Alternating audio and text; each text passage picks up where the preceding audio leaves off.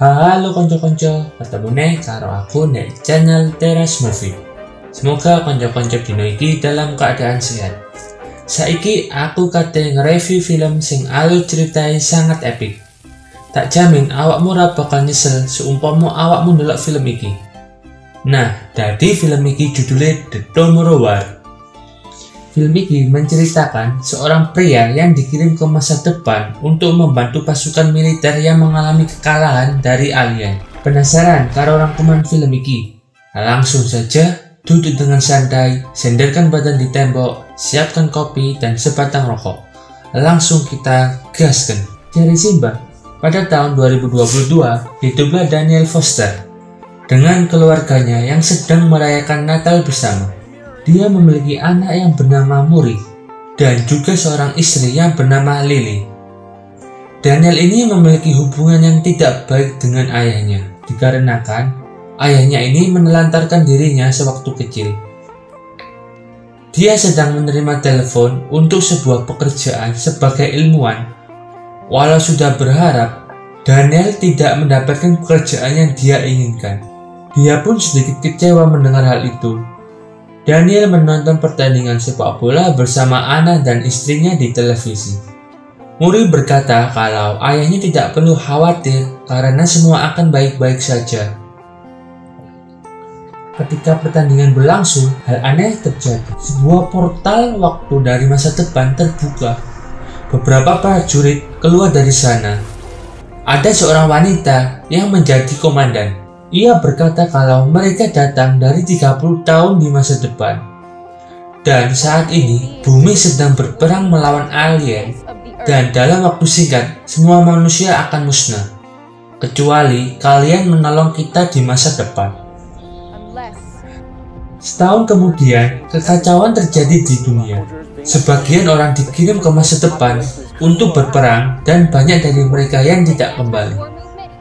Daniel mengajar di sebuah sekolah sebagai guru biologi. Namun murid-muridnya ini sudah tidak ada semangat untuk belajar lagi. Ketika dia bertanya kepada muridnya untuk membicarakan hal lain, seorang murid di sana bernama Martin mengangkat tangan.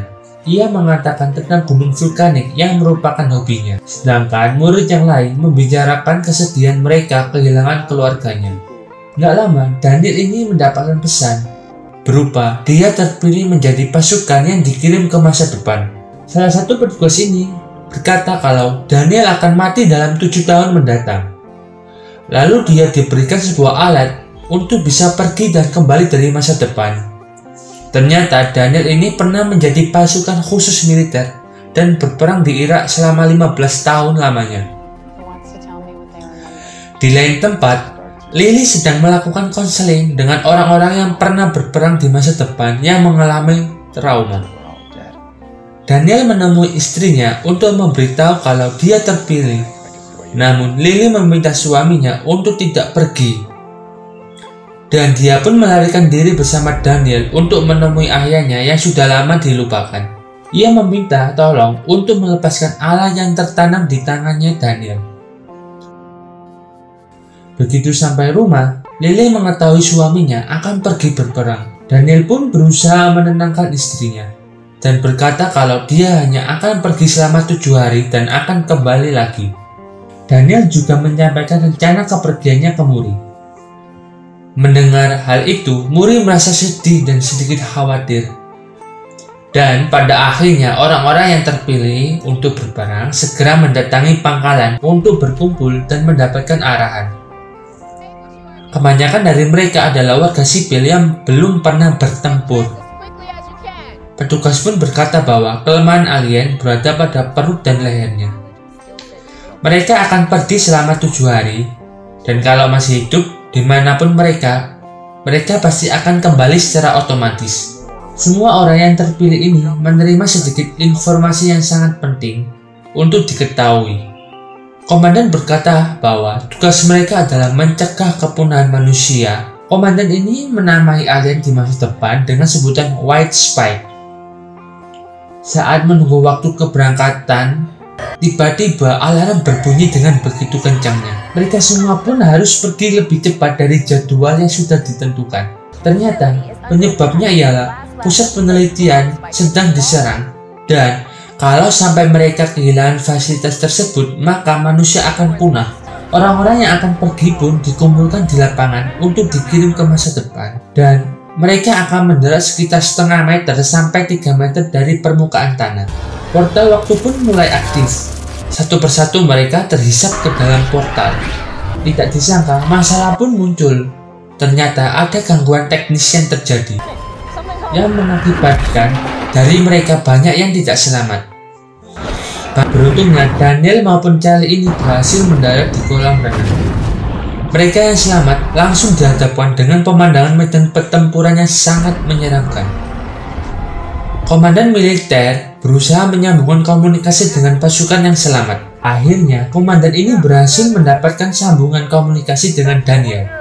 Dia berkata kalau pasukannya akan menjatuhkan bom di wilayah tersebut. Namun sebelum hal itu terjadi, komandan meminta agar mereka menyelamatkan para ilmuwan yang terjebak di salah satu laboratorium yang berada di sana.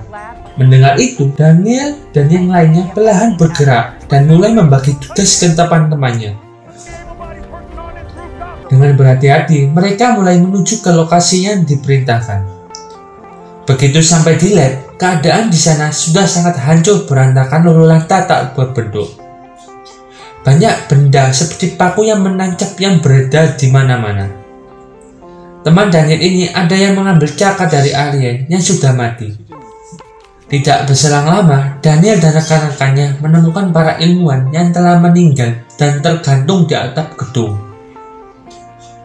Komandan meminta kepada mereka untuk mengambil seluruh data penelitian dan juga serum berwarna biru dari sana dengan cepat. Mereka pun bergerak untuk mencarinya. Di tempat lain, tepatnya di pangkalan militer, pesawat tempur pun mulai lepas landas untuk menjalankan misi pengeboman. Setelah mendapatkan semua hal yang diminta, Daniel dan rekannya segera pergi dari sana dengan menuruni tangga. Salah satu rekan Daniel yang berada di belakang, ia melihat ke atas. Betapa terkejutnya ia, ternyata ia melihat ada alien yang berada di atas mereka. Seketika, alien itu langsung menyerang dengan beringas dan bernafsu. Akhirnya, pertempuran pun terjadi, dan ternyata alien ini memiliki kulit yang cukup kuat dan sulit untuk ditembus. Alien ini pun masih terus mengejar dari belakang. Mereka semua berpacu dengan waktu, dikarenakan sebentar lagi pesawat tempur akan tiba dan menjatuhkan bom. Teman mereka yang sudah tidak bisa bergerak berusaha menahan dan mengorbankan dirinya. Seketika pesawat tempur tiba dan menjatuhkan bom yang berakibat pada Daniel dan rekannya ini terpental. Ketika sadar, ia sudah berada di ruang perawatan. Dia melihat kalau Charlie selamat. Mereka pun segera menemui rekannya yang duduk di atas peti mati yang berada di luar. Orang yang duduk di atas peti mati ini menyalahkan Daniel dikarenakan Daniel lebih mementingkan menyelamatkan temannya daripada menyelamatkan dirinya sendiri. Tidak lama kemudian, komandan ingin berbicara dengan Daniel dan mereka pun berkenalan. Ternyata komandan ini bernama Maury Foster yang tidak lain tidak bukan merupakan anak kandung Daniel. Mengetahui hal tersebut, Daniel pun terkejut. Maury bercerita kalau dia berhasil menjadi ilmuwan. Dia juga menjelaskan dalam beberapa minggu ke depan manusia akan benar-benar musnah dari bumi. Dan Maury membawa ayahnya ke masa depan bukan untuk menghabiskan waktu bersama, tapi untuk suatu alasan.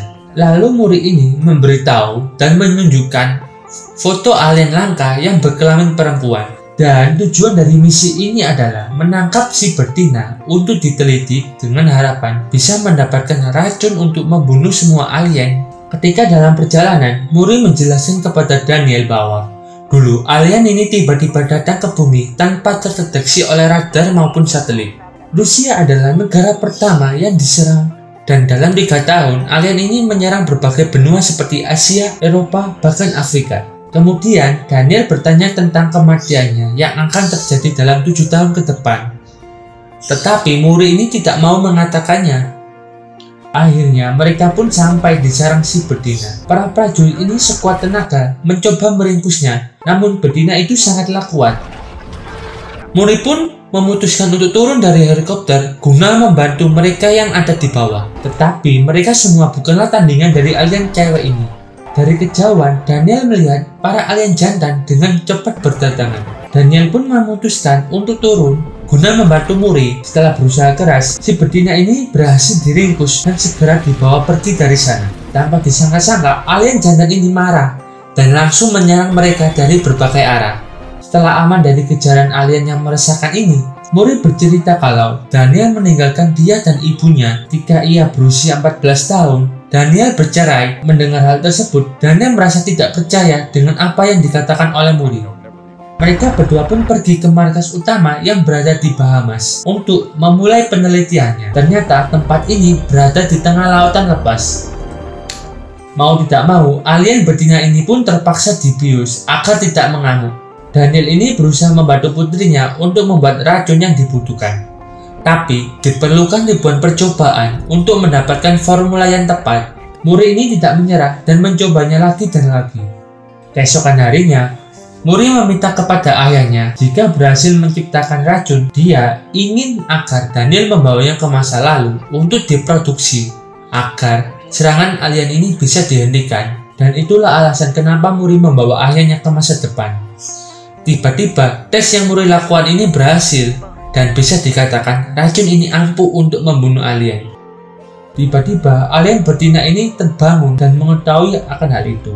Seketika si betina ini meminta bantuan kepada si jantan. Tidak berselang lama, si jantan pun datang dan menyerang markas manusia. Daniel dan Muri pun segera keluar untuk mengamankan racun yang mereka dapatkan. Pertempuran pun terjadi dengan begitu epiknya. Alien jantan pun datang dan melepaskan rantai yang terlilit di tubuh si betina. Si betina meminta alien jantan untuk menyerang Muri dan Daniel. Mereka berdua pun terpojok dengan alien di sekeliling mereka. Pada akhirnya, Muri pun tertembak.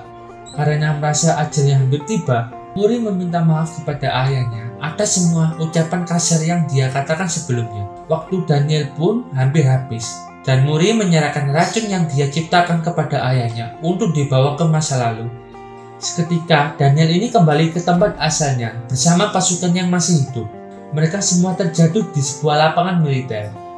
Begitu sadar, Daniel memberikan racun tersebut untuk diproduksi. Ternyata, Charlie selamat dari kejadian tersebut.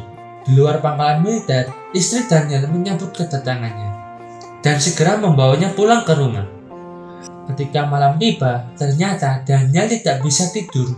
Ia mendatangi putrinya, kemudian dia bercerita kalau di masa depan dia akan bertemu dan bekerja dengan anaknya. Keesokan harinya, Daniel bertemu dengan rekannya untuk meminta bantuan. Walau sempat menolak, rekannya pun akhirnya setuju. Daniel dan rekannya ini memutuskan untuk menemui Charlie dan membawa cakar alien untuk diteliti. Mereka menemukan suatu keanehan dalam cakar tersebut. Di dalam cakar itu terdapat abu vulkanik yang berasal dari Cina. Otomatis Daniel langsung menemui Martin yang tahu banyak tentang gunung vulkanik dan menanyakan bagaimana alien yang muncul di Rusia memiliki abu vulkanik dari Cina. Kemungkinan hal itu terjadi ketika ada ledakan gunung berapi yang terjadi ratusan tahun yang lalu. Dan abu vulkanik tersebut tersimpan di dalam es yang membeku. Lalu mereka pun berkesimpulan kalau alien itu sudah ada di bumi sejak ratusan tahun yang lalu. Daniel meminta pemerintah untuk membantu mereka menghabisi alien tersebut sebelum mereka bangkit. Tapi mereka tidak percaya dan menolak untuk membantu Daniel. Akhirnya Daniel meminta bantuan ayahnya untuk membantu mereka terbang ke Rusia dan persiapan pun dilakukan. Mereka segera pergi dan mendarat di lokasi yang sudah ditentukan. Setelah mencari, mereka akhirnya berhenti di tempat dengan radiasi elektromagnetik yang tinggi. Mereka segera meledakkan bongkahan es agar mereka bisa masuk ke dalam. Begitu jalan terbuka, Daniel dan kawan-kawannya segera masuk untuk melakukan pencarian. Seperti dugaan mereka, ternyata kapal alien ini berada di sana. Mereka memutuskan untuk memasuki kapal tersebut dan menemukan alien masih berada di dalam cangkangnya yang siap menetas kapan saja. Daniel dan teman-temannya ini segera menyuntikkan racun yang mereka bawa. Seketika alien itu langsung kejang-kejang dan mati. Di sisi lain, kebisingan yang tercipta itu membuat alien lain terbangun dari tidur. Salah satu temannya ini memutuskan untuk mengorbankan diri untuk meledakkan kapal dari dalam. Sebagian dari alien yang berhasil keluar langsung dihabisi oleh ayah Daniel dan Charlie. Daniel ini menemui ayahnya yang selamat. Ayahnya pun langsung berkata ke Daniel bahwa ada alien betina yang berhasil meloloskan diri. mereka berdua segera mengejar alien betina tersebut dan berhasil menemukannya. Meski sudah ditembakkan berulang kali, alien betina ini tidak mati juga dan malahan ia menghilang ke dalam jurang. Tiba-tiba alien betina ini kembali muncul dan menyerang mereka. Dania dan ayahnya ini berjuang keras untuk membunuh alien cewek ini. Dan ending dari film Tomorrow War adalah masa depan umat manusia dapat terselamatkan dari invasi alien. Dan semini mawon review film The Tomorrow War. Ojo bosen, ojo isin gawe request film di kolom komentar. Thanks for watching, aku pamit dan sampai jumpa.